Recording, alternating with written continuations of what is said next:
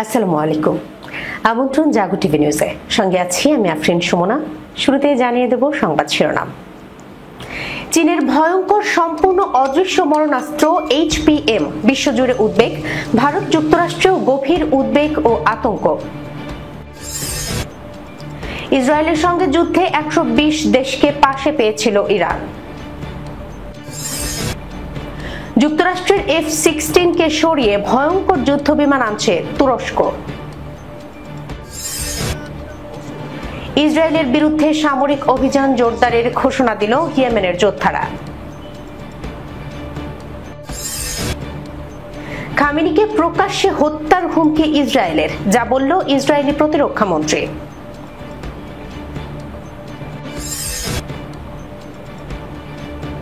আসামে এক মাসে ৩,৪০০ মুসলিম পরিবারকে উচ্ছেদ, বাংলাদেশে পুশব্যাক, রয়টার্সের প্রতিবেদন। পেহেলগাঁও হামলায় পাকিস্তান সংশ্লিষ্টতার প্রমাণ নেই, সাবেক ভারতীয় স্বরাষ্ট্রমন্ত্রী পি চিদাম্বরম।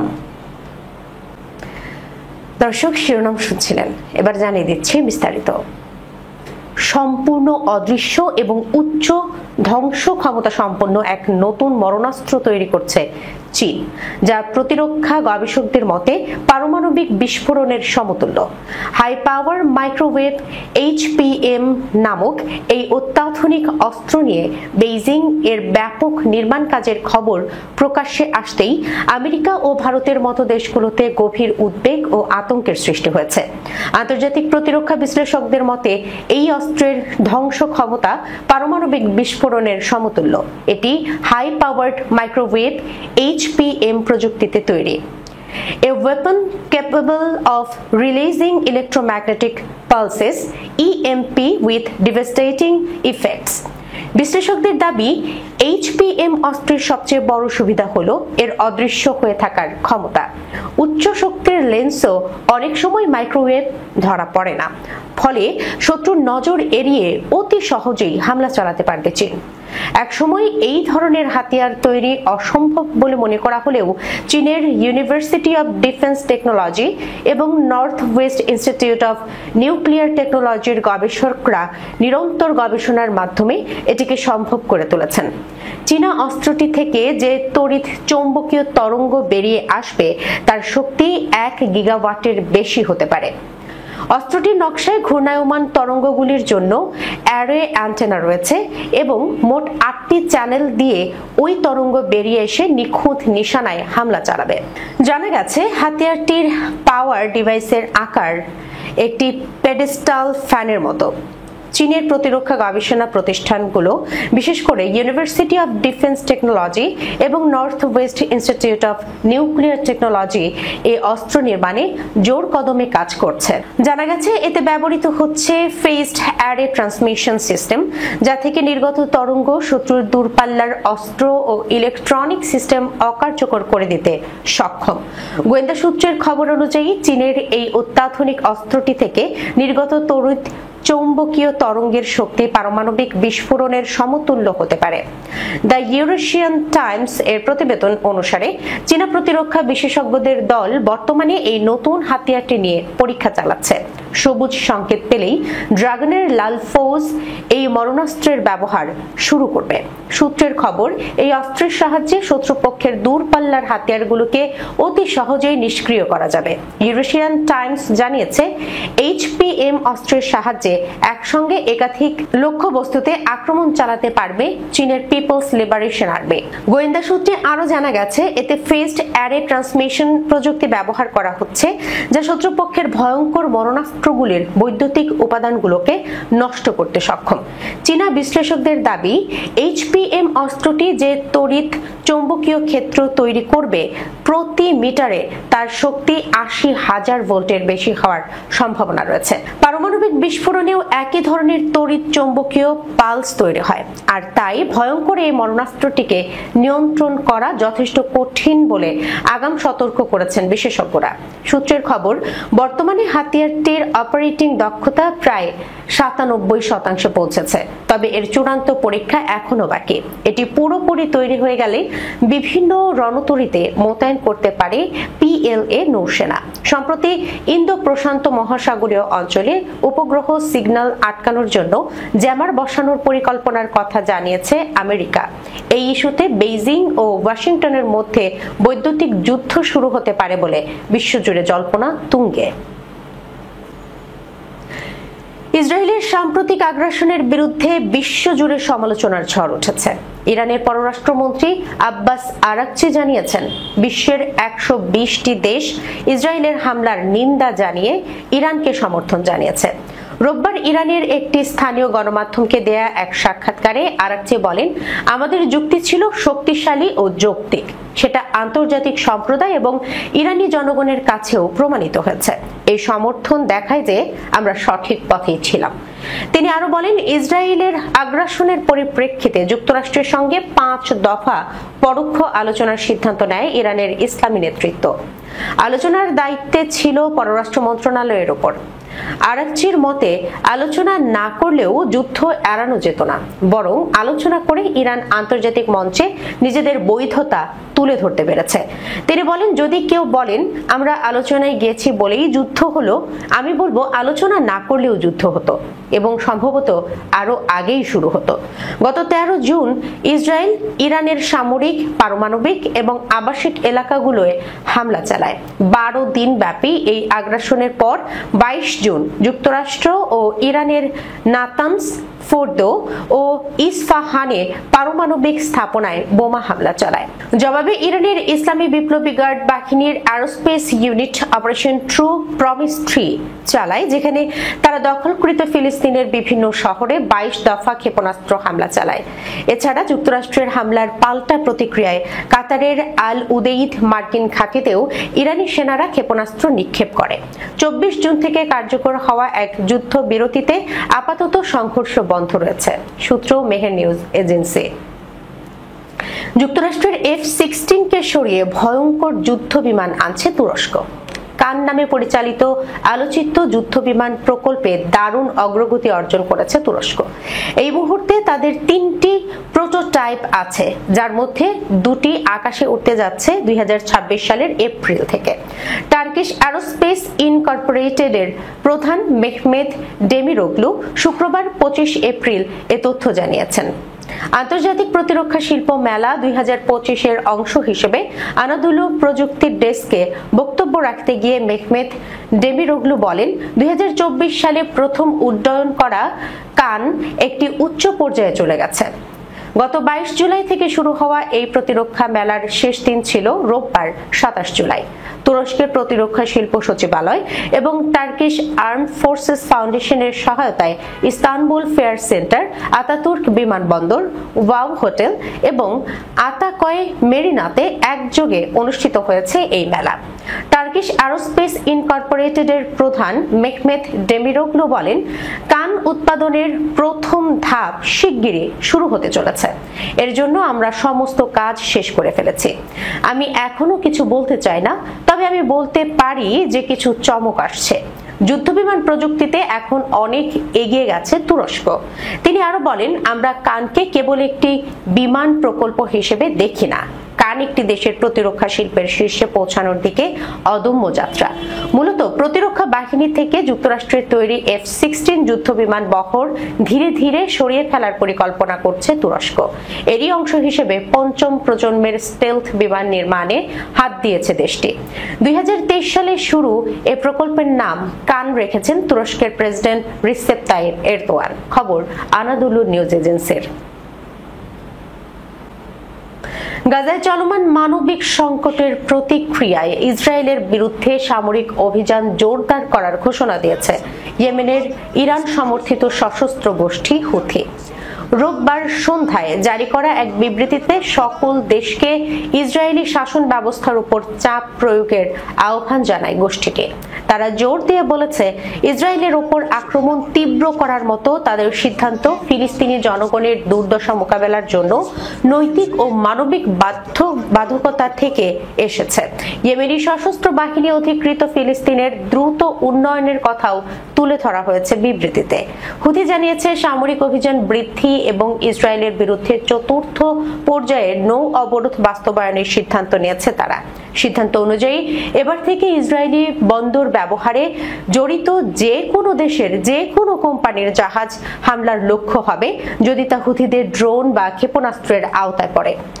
ইসরায়েলি বন্দরের সঙ্গে লেনদেন বন্ধ করার জন্য সমস্ত কোম্পানিকে সতর্ক করে দিয়েছে গোষ্ঠীটি। এটি মেনে চলতে ব্যর্থ হলে তাদের জাহাজগুলো ইয়েমেনি ক্ষেপণাস্ত্র এবং ড্রোনের নাগালের মধ্যে যে কোনো স্থানে লক্ষ্যবস্তুতে পরিণত হবে বলেও হুঁশিয়ারি ব্যক্ত করেছে হুথি। বিবৃতিতে আরো বলা হয়, এই পৃথিবীতে এমন কোনো স্বাধীন ব্যক্তি নেই যে গাজায় যা ঘটছে তা মেনে নিতে পারে।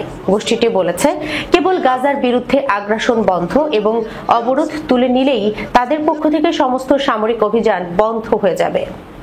সূত্র মেহের। ইরানের সর্বোচ্চ ধর্মীয় নেতা আয়াতুল্লাহ আলী খামেনিকে হত্যার হুমকি দিয়েছে ইসরায়েল।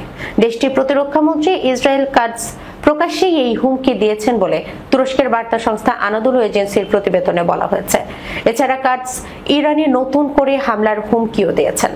রবিবার 27 জুলাই রামন বিমান ঘাঁটি পরিদর্শনকালে তিনি এই হুমকি দেন।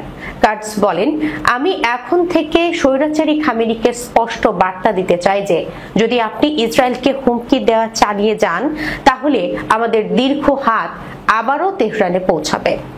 এবার আপনি নিজেও লক্ষ্যবস্তু হবেন। ইসরায়েলি দৈনিক ইয়েদিওথ আহরোনোথ প্রতিরক্ষা মন্ত্রীর এই বক্তব্য প্রকাশ করে। তবে ইরানের পক্ষ থেকে তাৎক্ষণিক কোনো প্রতিক্রিয়া পাওয়া যায়নি। এর আগে গত 13 জুন ইরানের সামরিক ও পারমাণবিক স্থাপনায় ব্যাপক হামলা চালায় ইসরায়েলি বাহিনী। এতে দুই দেশের মধ্যে সংঘাত টানা 12 দিন ধরে চলে। সংঘাতে ইরানের শীর্ষ সামরিক কর্মকর্তা, কমান্ডার, পরমাণু বিজ্ঞানী সহ 7 শতাধিক নিহত হয়েছেন। এছাড়া এই সময় ইরানের প্রধান 3টি পারমাণবিক স্থাপনায় হামলা চালায় যুক্তরাষ্ট্র। তবে পরবর্তীতে মার্কিন প্রেসিডেন্ট ডোনাল্ড ট্রাম্পের মধ্যস্থতায় 24 জুন থেকে যুদ্ধবিরতি সম্মত হয় ইসরায়েল ও ইরান। ভারতের উত্তর পূর্বাঞ্চলীয় রাজ্য আসাম বর্তমানে ভয়াবহ মানবিক সংকটের মুখে দাঁড়িয়ে আছে। সেখানে নির্বাচনের পূর্বভাগে ধর্ম ও জাতিগত পরিচয়কে কেন্দ্র করে এক উদ্বেগজনক পরিস্থিতি তৈরি হয়েছে। বিশেষ করে বাংলা ভাষাভাষী মুসলিম সম্প্রদায় চরম দমন পীড়নের শিকার হচ্ছেন।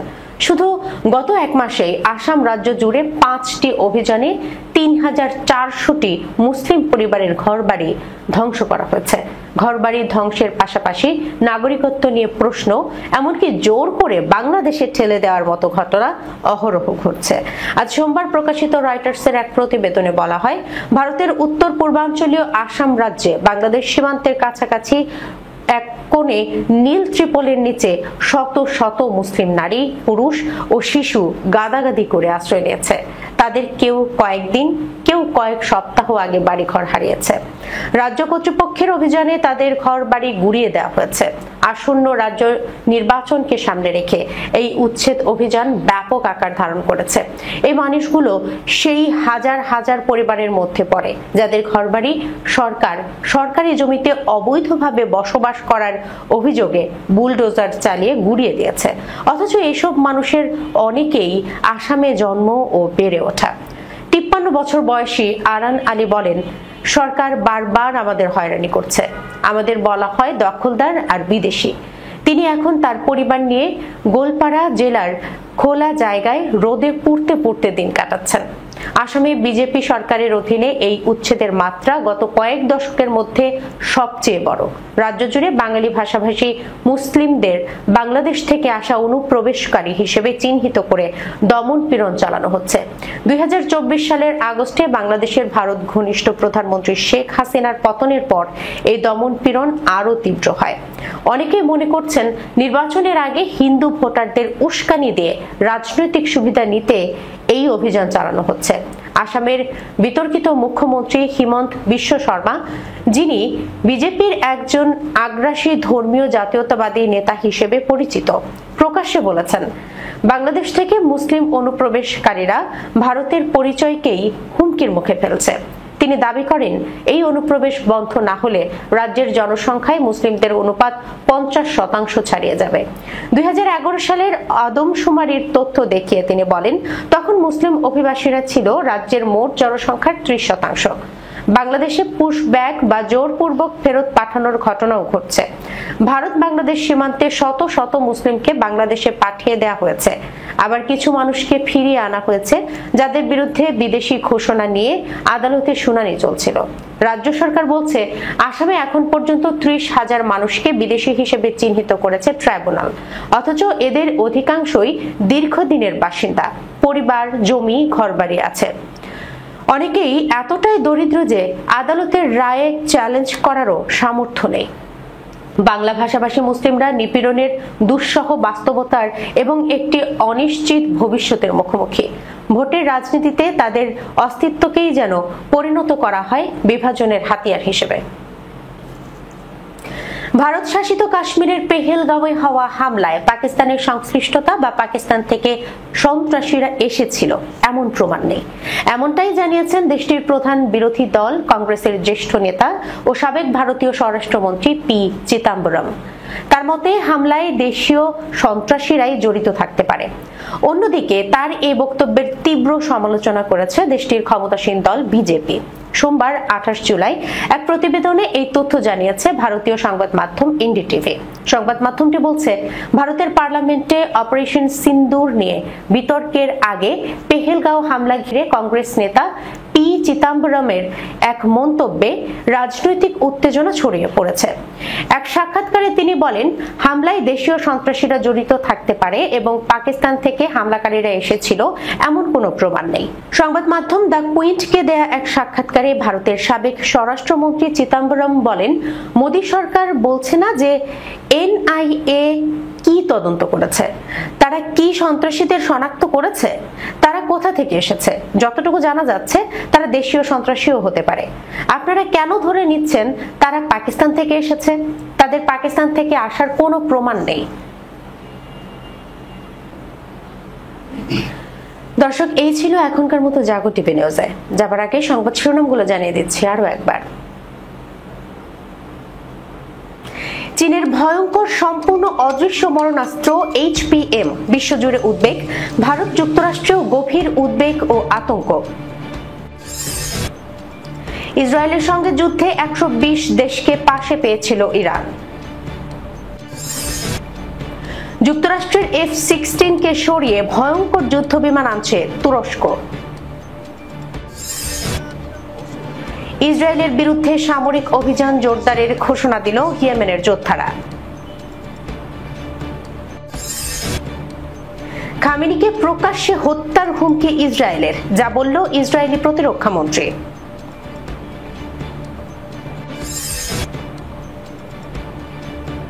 আসামে এক মাসে 3,400 মুসলিম পরিবারকে উচ্ছেদ, বাংলাদেশে পুশব্যাক, রয়টার্সের প্রতিবেদন। পেহেলগাঁও হামলায় পাকিস্তান সংশ্লিষ্টতার প্রমাণ নেই, সাবেক ভারতীয় স্বরাষ্ট্রমন্ত্রী পি চিদাম্বরম। এখনকার মতো এই পর্যন্তই। এতক্ষণ পর্যন্ত যারা সঙ্গে ছিলেন সবাইকে অসংখ্য ধন্যবাদ। আল্লাহ হাফেজ।